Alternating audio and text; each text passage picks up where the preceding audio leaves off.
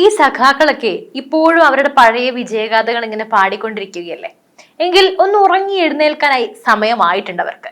ദൈവത്തിന്റെ സ്വന്തം നാടെന്ന ലേബലിൽ CPM പടുത്തുയർത്തിയ ആ ചുവപ്പൻ കോട്ടയുടെ അടിത്തറയിൽ ഇന്ന് ആർക്കും തടുക്കാനാവാത്തൊരു കാവി വിള്ളൽ വീണിരിക്കുകയാണ്. ഇത് വെറുതെ ഒരു രാഷ്ട്രീയ പ്രസംഗമോ അതിനെക്കുറിച്ചുള്ള വായ്ത്താളമോ ഒന്നും അല്ല. കേരളം കണ്ടിട്ടില്ലാത്തൊരു വൻ രാഷ്ട്രീയ സുനാമിയുടെ മുന്നറിയിപ്പാണ്. നിങ്ങൾ ചിന്തിക്കുന്നുണ്ടാകും ഇതൊക്കെ തൃശ്ശൂരിലെ ഒരു സുരേഷ് ഗോപി മാജിക് അല്ലേ, അല്ലെങ്കിൽ VV രാജേഷ് മാജിക് അല്ലേ എന്നൊക്കെ. എന്നാൽ 140 മണ്ഡലങ്ങളിൽ 11 BJP ഒന്നാമതെത്തിയത് ഒരു മഹാ അത്ഭുതമായിട്ടാണ് പലരും കാണുന്നത്. അനിൽ ആന്റണിയും പത്മജ വേണുഗോപാലും വെറും തുടക്കം മാത്രമായിരുന്നു. CPM തിരിച്ചറിയാത്തതാണോ അതോ തിരിച്ചറിഞ്ഞിട്ടും അഭിനയിക്കുന്നതാണോ എന്ന് മാത്രം മനസ്സിലാകുന്നില്ല. ഇനി അവർക്കൊരു ബോധോദയം കൊടുക്കുന്ന ഒരു കഥ പറയാം. കഥയല്ല, ഒരു ചരിത്രം. പണ്ട് ത്രിപുരയിൽ മാണിക് സർക്കാരിന്റെ ഭരണകാലത്ത് സഖാക്കൾ പറഞ്ഞിരുന്നത് ഓർമ്മയുണ്ടോ? ഇവിടെ BJPക്ക് ഒരു സീറ്റ് പോയിട്ട് ഒരു ബൂത്ത് പോലും കിട്ടില്ല എന്ന്. പക്ഷെ ഇന്ന് ത്രിപുര ഇവിടെ നിൽക്കുന്നു. അവിടെ CPMനെ കുഴിച്ചു മൂടി BJP ഭരണം പിടിച്ചത് എങ്ങനെയാണോ അതേ ബ്ലൂ പ്രിന്റ് ഇന്ന് കേരളത്തിലും റിലീസ് ചെയ്തു കഴിഞ്ഞു. പിണറായി വിജയന്റെ ധാർഷ്ട്യവും അഴിമതിയിൽ മുങ്ങിയ രണ്ടാം LDF സർക്കാരും BJPക്ക് പരവതാനി വിരിക്കുകയാണ്. കേരളം മറ്റൊരു ത്രിപുരയാകാൻ പോവുകയാണ്. എന്റെ ചോദ്യങ്ങളല്ല, ഇതിന്റെ സ്റ്റേറ്റ്മെന്റുകളാണ്. സഖാക്കളുടെ കോട്ടകൾ തകരാൻ പോവുകയാണ്. നമുക്ക് പരിശോധിക്കാം. ചരിത്രവും കണക്കുകളും ചേർത്ത് വെച്ച് കേരള രാഷ്ട്രീയത്തിലെ ഈ വലിയ മാറ്റത്തിന്റെ രഹസ്യങ്ങൾ ഇന്ന് നമ്മൾ പുറത്തു കൊണ്ടുവരുന്നു. വീഡിയോ മുഴുവനായി കാണുക, കാരണം ഇത് നമ്മുടെ കേരളത്തിന്റെ ഭാവിയാണ്. രണ്ടാം പിണറായി സർക്കാരിന്റെ ഭരണ നേട്ടങ്ങൾ എടുത്തു പറയാൻ നമ്മൾ ബുദ്ധിമുട്ടും.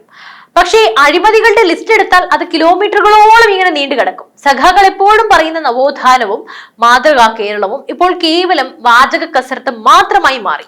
മാസപ്പടി വിവാദം. മകൾക്ക് കിട്ടിയ മാസപ്പടിയെ കുറിച്ച് ചോദിച്ചാൽ മുഖ്യമന്ത്രിക്ക് മിണ്ടാട്ടമില്ല, പകരം കടക്ക് പുറത്തുന്ന ചീത്തവിളിയുണ്ട്. പിണറായി വിജയന്റെ പഴയ ഇരട്ടച്ചങ്ങൻ പ്രതിച്ഛായ ഇപ്പോൾ വെറും കടലാസ പുലിയായി മാറിയിരിക്കുന്നു.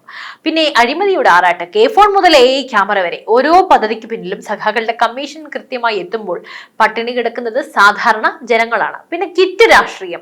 ഒന്നാം സർക്കാരിന്റെ കാലത്ത് കിറ്റ് കൊടുത്ത് ഭരണം പിടിച്ചു. ഒന്ന് ഓർത്ത് നോക്കണേ, അരിയും പച്ചക്കറിയും കിട്ടിയപ്പോ വോട്ട് കിട്ടി. പക്ഷെ ഇന്ന് ജനത്തിന് കിറ്റല്ല വേണ്ടത്, നീതിയാണ്. സഹകരണ ബാങ്കുകളിൽ സാധാരണക്കാരൻ കഷ്ടപ്പെട്ട് സമ്പാദിച്ച പണം സഖാക്കൾ അടിച്ചു മാറ്റിയപ്പോ ആ പാവപ്പെട്ട അണികൾ പോലും ഇന്ന് പാർട്ടിക്കെതിരായി ചിന്തിച്ചു തുടങ്ങിയിരിക്കുന്നു. കരുവന്നൂരിലെ കണ്ണീരിൽ നിന്നാണ് BJPയുടെ കാവി വിരിയുന്നത് എന്ന് CPM എന്ന് തിരിച്ചറിയും. കേരളത്തിൽ BJP വളരുന്നത് CPMന്റെ സ്വന്തം പിഴവുകൾ കൊണ്ടാണ്. ഹിന്ദു വോട്ടുകൾ തങ്ങളുടെ പോക്കറ്റിലാണെന്ന CPMന്റെ അഹങ്കാരമാണ് ഇന്ന് തകർന്നടിയുന്നത്. നമുക്ക് ചരിത്രത്തിലേക്ക് ഒന്ന് കണ്ണോടിക്കാം. പഴയകാല കമ്മ്യൂണിസ്റ്റ് നേതാക്കളെ എടുത്തു നോക്കാം. SA ഢാങ്കയും G അധികാരിയും ഒക്കെ ബാൽ ഗംഗാധർ തിലകന്റെ ഗണേശോത്സവങ്ങളിൽ നിന്നും ആവേശം ഉൾക്കൊണ്ടവരായിരുന്നു. കേരളത്തിലും EMS നയിച്ചിരുന്ന കാലം വരെ പാർട്ടിക്ക് ഒരു രീതിയിലുള്ള സാംസ്കാരിക അടിത്തറയുണ്ടായിരുന്നു. എന്നാൽ ഇന്ന് EMSന് ശേഷം വന്ന നേതൃത്വം അവർ നടത്തിയ വോട്ട് ബാങ്ക് പരീക്ഷണങ്ങളാണ് കാര്യങ്ങൾ വഷളാക്കിയത്. മുസ്ലിം പ്രീണനത്തിന് വേണ്ടി CPM ഇറങ്ങി പുറപ്പെട്ടപ്പോഴൊക്കെ ഹിന്ദു വോട്ടുകളിൽ വലിയ വിള്ളലുണ്ടായി. ഷാബാനോ കേസ് വിധിക്ക് പിന്നാലെ മുസ്ലിം ലീഗിനെ മുന്നണിയിൽ നിന്നും പുറത്താക്കി EMSന്റെ നിലപാട് ഇന്നും ചർച്ചയാണ്. മതാന്ധതയെ കൂട്ടുപിടിക്കില്ല എന്നായിരുന്നു അന്ന് അദ്ദേഹം പറഞ്ഞത്. എന്നാൽ പിൽക്കാലത്ത് ഇതേ EMS തന്നെ മദനിയെ മഹാത്മാഗാന്ധിയോട് ഉപമിച്ചപ്പോൾ CPMന്റെ തകർച്ച അവിടെ തുടങ്ങി. ഇന്ന് കേരളത്തിൽ CPM അനുഭവിക്കുന്ന പ്രധാന പ്രതിസന്ധി ഈ വിശ്വാസതയുടെ തകർച്ചയാണ്. ഒരു വശത്ത് ന്യൂനപക്ഷങ്ങളെ പ്രീണിപ്പിക്കാൻ ശ്രമിക്കുമ്പോൾ മറുവശത്ത് തങ്ങളുടെ ഉറച്ച വോട്ട് ബാങ്കായി ഹിന്ദു വോട്ടുകൾ കൈവിട്ടു പോകുന്നത് അവർ അറിയുന്നുണ്ട്. ശബരിമല വിധിക്ക് ശേഷം ഈ മാറ്റം അങ്ങേയറ്റം പ്രകടമായി. ഈഴവ സമുദായം ഉൾപ്പെടെയുള്ള CPMന്റെ പരമ്പരാഗത വോട്ട് ബാങ്കുകൾ ഇന്ന് BJP ഒടുകിക്കൊണ്ടിരിക്കുകയാണ്. നിങ്ങൾക്കറിയോ, കേരളത്തിലെ കമ്മ്യൂണിസ്റ്റ് പാർട്ടിക്കുള്ളിൽ എന്നും RSS ബന്ധമുള്ള ഒരു വിഭാഗം ഉണ്ടായിരുന്നു എന്നത് പരസ്യമായ രഹസ്യമാണ്. ഇത് വെറുതെ പറയുന്നതല്ല. രാമചന്ദ്രൻ പിള്ളയെ പോലെയുള്ള മുതിർന്ന നേതാക്കളുടെ പശ്ചാത്തലം പരിശോധിച്ചാൽ ഇത് നിങ്ങൾക്ക് വ്യക്തമാകും. പല സഖാക്കളുടെയും കുടുംബങ്ങളിൽ അമ്മാവനോ അനന്തരവനോ ഒക്കെ RSS ശാഖയിൽ പോകുന്നവരായിരിക്കും. കണ്ണൂരിലും തൃശ്ശൂരിലും ഒക്കെ ഒരേ വീട്ടിൽ സഖാക്കളും RSSകാരും ഒന്നിച്ചു കഴിയുന്ന എത്രയോ ഉദാഹരണങ്ങൾ നമുക്ക് മുന്നിലുണ്ട്. ഇതൊരു സാംസ്കാരികമായ പാലമായിരുന്നു. BJP ശക്തിപ്പെടുമ്പോൾ കോൺഗ്രസിലേക്ക് പോകുന്നതിനേക്കാൾ എളുപ്പത്തിൽ സഖാക്കൾ BJPയിലേക്ക് മാറാൻ ഈ പശ്ചാത്തലം സഹായിക്കുന്നുണ്ട്. കോൺഗ്രസുകാർക്ക് BJP ബന്ധം ഒരു പുതിയ കാര്യമല്ല. അവർക്ക് ആ പ്രത്യയശാസ്ത്രവുമായി വലിയ വിരോധമൊന്നും ഇല്ല. എന്നാൽ പാർട്ടിയുടെ കർക്കശമായ ചട്ടക്കൂടിനുള്ളിൽ ശ്വാസം മുട്ടുന്ന സഖാക്കൾ ഒരു ബദൽ തേടുമ്പോൾ അവർക്ക് മുന്നിൽ തെളിയുന്നത് BJPയാണ്. അതുകൊണ്ടാണല്ലോ ഇപ്പോൾ ഒഴുക്ക് കൂടുന്നത്. തിരുവനന്തപുരം, കൊല്ലം, ആലപ്പുഴ ജില്ലകളിലെ കഴിഞ്ഞ തിരഞ്ഞെടുപ്പ് കണക്കുകൾ പരിശോധിച്ചാൽ ഈഴവരിലെ മാറ്റം എത്രത്തോളം കാതലാണെന്നത് നമുക്ക് മനസ്സിലാക്കാൻ സാധിക്കും. ഇനി നമുക്ക് ത്രിപുരയിലേക്ക് പോകാം.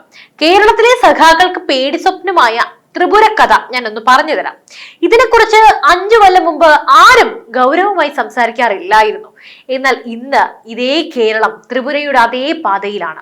2013 ത്രിപുരയിലെ കാഴ്ച എന്തായിരുന്നു? BJPക്ക് കിട്ടിയത് വെറും 1.54% വോട്ട്.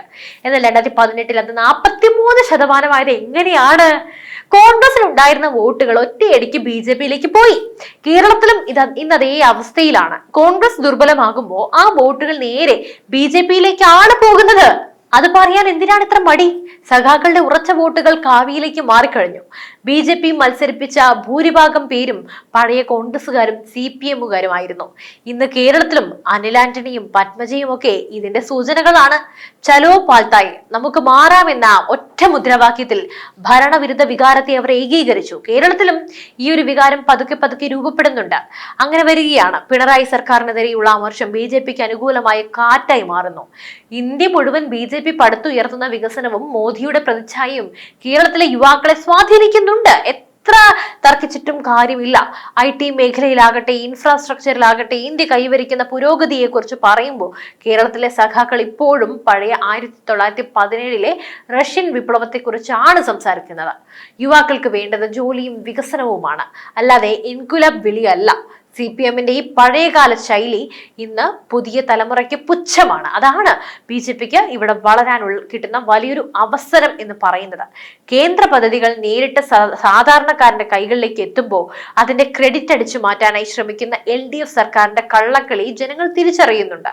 കഴിഞ്ഞ ലോക്സഭാ തെരഞ്ഞെടുപ്പിൽ തൃശൂരിൽ സുരേഷ് ഗോപിയുടെ വിജയം ഒരു സൂചന മാത്രമാണ്. 11 നിയമസഭാ മണ്ഡലങ്ങളിൽ BJP 1ാം സ്ഥാനത്തെത്തിയത് വെറുതെ ഒന്നുമല്ല. അത് CPM വോട്ടുകളുടെ ചോർച്ചയാണ്. CPMന്റെ കരുത്തായിരുന്ന ബൂത്ത് കമ്മിറ്റികൾ ഇന്ന് പലയിടത്തും നിഷ്ക്രിയമാണ്. അണികൾക്ക് നേതാക്കളിലുള്ള വിശ്വാസം നഷ്ടപ്പെട്ടിരിക്കുന്നു. ഭരണ തുടർച്ചയുടെ അഹങ്കാരത്തിൽ ജനങ്ങളെ മറന്ന നേതാക്കൾക്കെതിരെ അണികൾ തന്നെ തിരിയുന്ന കാഴ്ചയാണ് നമുക്ക് കാണാൻ സാധിക്കുന്നത്. ത്രിപുരയിൽ CPMന്റെ 46 സീറ്റുകളിൽ 33 എണ്ണം നഷ്ടപ്പെട്ടത് എങ്ങനെയാണ്? ഇങ്ങനെ തന്നെയാണ്. കേരളത്തിലും ആ പതനത്തിന് ദൂരം ഒന്നും ഏറെയില്ല. അതുകൊണ്ട് പ്രിയപ്പെട്ട സഖാക്കളെ, നിങ്ങൾ ഇന്ന് ചിരിക്കുന്നുണ്ടാകാം, പക്ഷെ ത്രിപുര ഒരു പാഠമാണ്. ചലോ പാൽത്തായ് എന്ന മുദ്രാവാക്യം മലയാളത്തിലേക്ക് മൊഴിമാറ്റം ചെയ്യപ്പെട്ടോ എന്ന് നിങ്ങൾ സംശയിക്കേണ്ടിയിരിക്കുന്നു. കോൺഗ്രസ് പ്രവർത്തകർ BJP കേഡർമാരായി മാറുന്നതും സഖാക്കൾ നിശബ്ദമായി വോട്ട് മാറ്റുന്നതും വെറും യാദർച്ഛികമല്ല, അത് ബോധപൂർവമായിട്ടുള്ള മാറ്റമാണ്. ന്യൂനപക്ഷ പ്രീണനം വഴി ഭരണം നിലനിർത്താമെന്ന് കരുതുന്ന CPMന് മുന്നിൽ ഇന്ന് വലിയൊരു ചോദ്യചിഹ്നമുണ്ട്. അനിൽ ആന്റണിയും പത്മജയും വെറും തുടക്കം മാത്രമാണ്. വരാനിരിക്കുന്ന നിയമസഭാ തെരഞ്ഞെടുപ്പിൽ ത്രിപുര 2.0 കേരളത്തിൽ റിലീസ് ചെയ്യപ്പെടുമോ? കാലം അതിന് മറുപടി നൽകും. പക്ഷെ ഒന്നുറപ്പാണ്, കേരളത്തിലെ രാഷ്ട്രീയ മണ്ണെന്ന് പഴുത്തു പാകമായി കഴിഞ്ഞിരിക്കുന്നു. മാറ്റത്തിന്റെ കാറ്റ് വീശി തുടങ്ങിയിരിക്കുന്നു. CPMന്റെ ചെങ്കോട്ടയിൽ വീണ വിള്ളലുകൾ ആർക്കും അടയ്ക്കാനാകില്ല. എന്തായാലും ഈ വീഡിയോ കണ്ടതിന് നന്ദി. എന്തായാലും നിങ്ങളുടെ അഭിപ്രായങ്ങൾ ദയവ് ചെയ്ത് താഴെ കമന്റ് ബോക്സിൽ രേഖപ്പെടുത്തുക.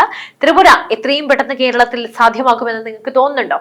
തീർച്ചയായും നിങ്ങളുടെ അഭിപ്രായങ്ങൾ അറിയിക്കൂ. മറ്റൊരു വിഷയമായി വീണ്ടും എത്തുവരെ നന്ദി.